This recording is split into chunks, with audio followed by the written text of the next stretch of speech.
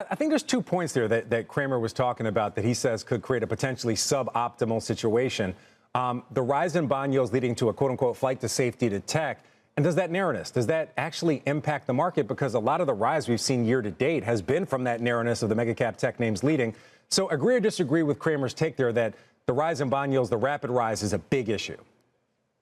Well, I think that is a problem if it rises rapidly from here, but investors would be interested to note that during this entire bull market that's been going on for 2 years now, the average 10-year Treasury yield was 4.1. So we're at a 4.25. We're right within the correct range, and over a long period of time, it's 5. So I'm not really that worried about it. And also, the best analog is probably when the Fed was cutting rates in 1995, and you saw a 50 basis point rise in the 10-year, and then it deteriorated from there. So, we're going to get an inflation number tomorrow that's likely cooler, and there's some stickiness out there, but housing at 7% mortgage rates is not going to drive a bunch of inflation from here. So I'm not overly concerned. And frankly, GDP estimates have ticked up a little bit recently with the Citigroup Economic Surprise Index going higher. And so nominal should be higher, which means the 10-year should be higher. So I actually think it's behaving rationally. I'm not that worried. All right, not that worried at all. I want to stick with mega cap tech for just a second. We hit this stat yesterday. If you look at earnings for Q3, the Mag 7 are expected to have 18% growth year over year. The rest of the quote-unquote S&P 493, just 0.1%. I know you're saying that the Mag 7, they have to deliver, but is just meeting expectations, is that good enough? Do you need to see beats and raises? What has to happen with these mega cap tech stocks to keep this rally going in your mind?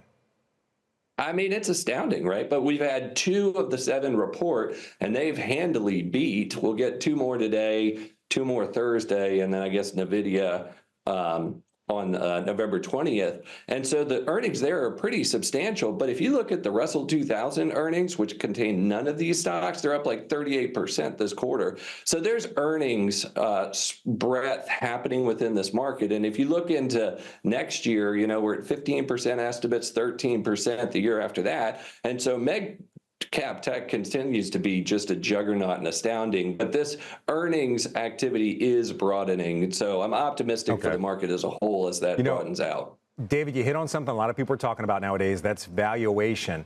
I do want to ask you, the market is trading at definitely a premium right now. The S&P is about 24 times forward. Is a lot of the action that we're seeing, is that a lot of confidence, this rally, that we're definitely going to get that rate cut? If you look at the CME FedWatch tool, it's like 99% of traders believe we're going to get a quarter-point cut coming up next week.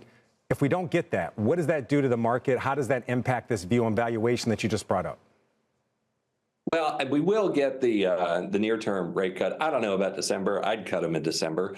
But the valuations are actually reasonable right now. If you consider that we've got a 4%, call it Treasury yield, the parity multiple would be 25x. And so we're at 22, which kind of gets you near 4.25. So really, they're in line with where they need to be. And they're justifiable given the fact that we've got above average GDP growth. We've got above average earnings growth. We've got disinflation. We've got the Fed, cutting into bringing rates back towards their neutral level. I mean, this is an environment where investors just don't need to overthink it.